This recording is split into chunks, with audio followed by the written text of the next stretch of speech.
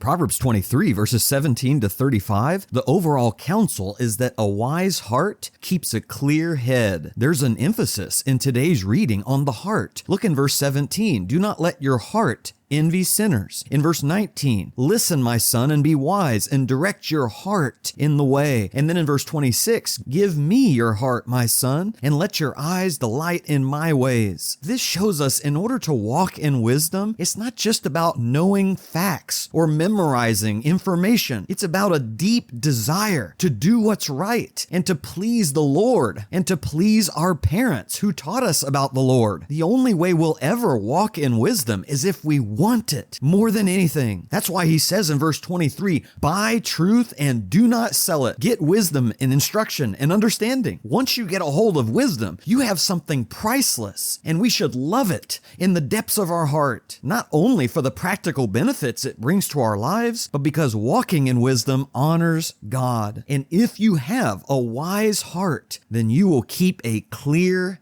head. We've talked so much in Proverbs about how wisdom helps us to live in reality. It helps us to see things the way they really are and not just the way they appear on the surface. But here he mentions 3 mind-altering substances that can warp our perception of reality. He mentions too much food, too much wine, and the wrong kind of woman. So a wise heart keeps a clear head by not allowing the buffet, the bottle, or the bedroom to control our thoughts. So he starts in verse 17 by guarding against the envy of sinners who spend so much of their time warping their minds and perception with intoxicating pleasures. And he knows those people will have no future and their hope will be cut off. But if you have a wise heart, you'll keep a clear head in verse 20 by staying away from heavy drinkers of wine or with gluttonous eaters of meat, because those things make our minds drowsy. They keep our heads from being clear and sharp. They dull our senses and lower our social inhibitions and make us lose track of what's real and what's not. And in verses 22 to 25, there's nothing more tragic than for parents to watch their child's mind be destroyed by intoxicating substances. Whether it's addiction to food or to alcohol or to drugs or to women, all of it breaks our parents' hearts. And so his appeal is to listen to your father and mother and keep your head clear so that you can bring us joy and we can tell everyone we're proud of our child because they have a wise heart and a clear head. And there are few things more intoxicating and mind-altering to a young man than a seductive woman with an evil heart. Solomon, who's telling this to his son, knows better than anyone what it's like to get involved with the wrong women. He had 700 wives, and they turned his heart away from the Lord. Now, of course, this works in the opposite direction. Women can be intoxicated by seductive men who have evil hearts. Our hormones can blind us to the destructive path we're on. And if we allow ourselves to be seduced and our mind to be altered by romance and sexual pleasure with someone who is not our spouse, we will fall into a deep pit with no way out. And we may think we're going to be satisfied by this relationship and we're going to drink deeply. But he says it's just a narrow well. You think you're going to pull up a bucket full of water, but the well is so narrow that the bucket gets trapped down there and you can't draw it back up. And of course, one of the most mind-altering substances of all is alcohol. And while the Bible doesn't condemn all alcohol consumption, it heavily warns us against excessive consumption.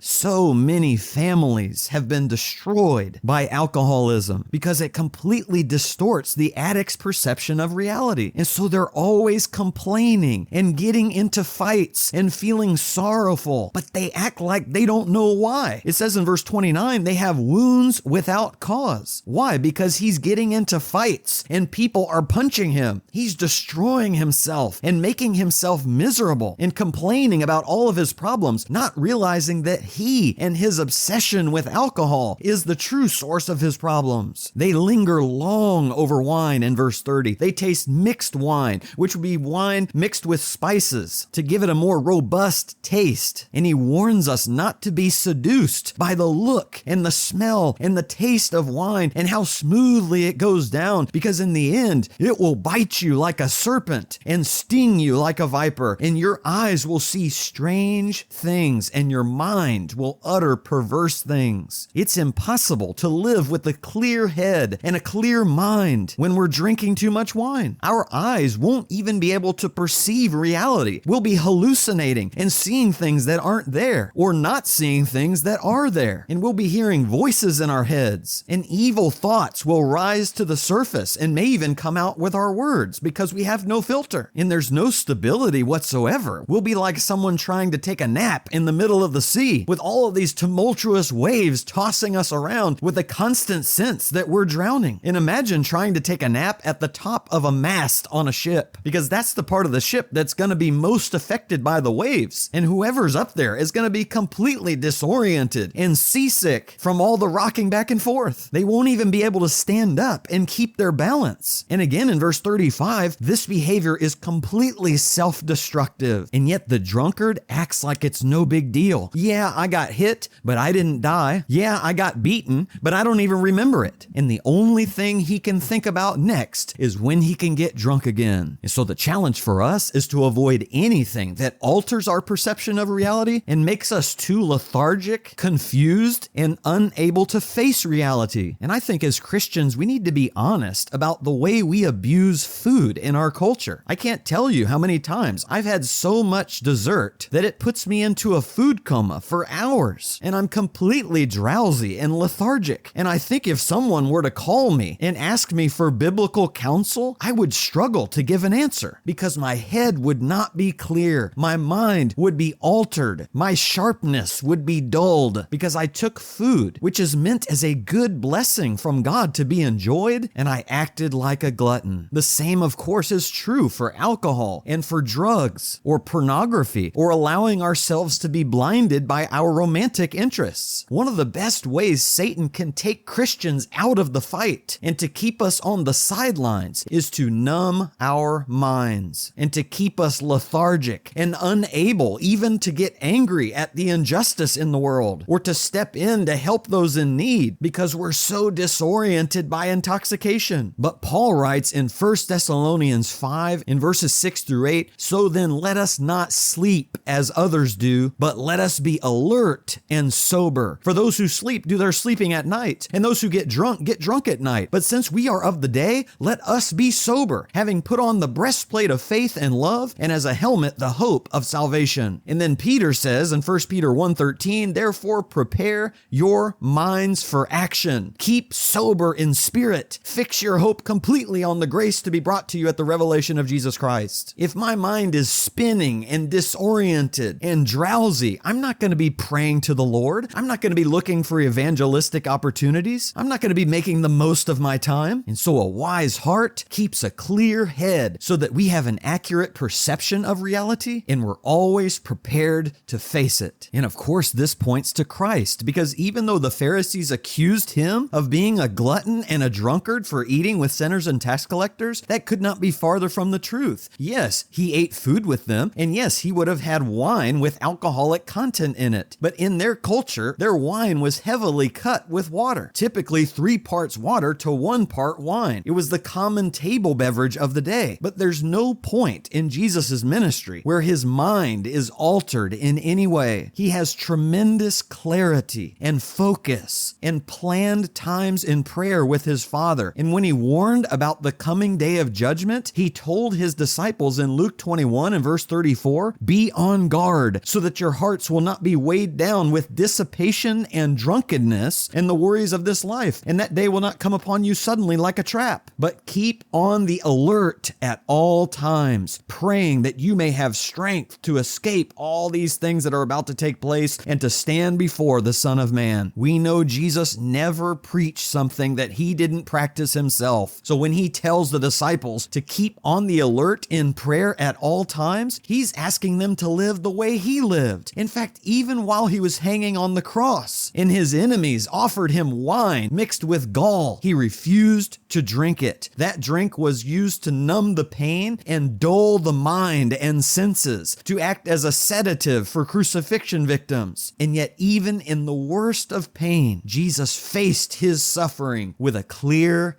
head, fully conscious and sober and alert and fully obedient all the way to the end. Jesus kept his head clear for our salvation. So as we pray to God for wisdom today, our prayer is, Father, help me have a wise heart that loves you more than it loves my sin and my lethargy, and to serve you with a clear head the way Jesus served me.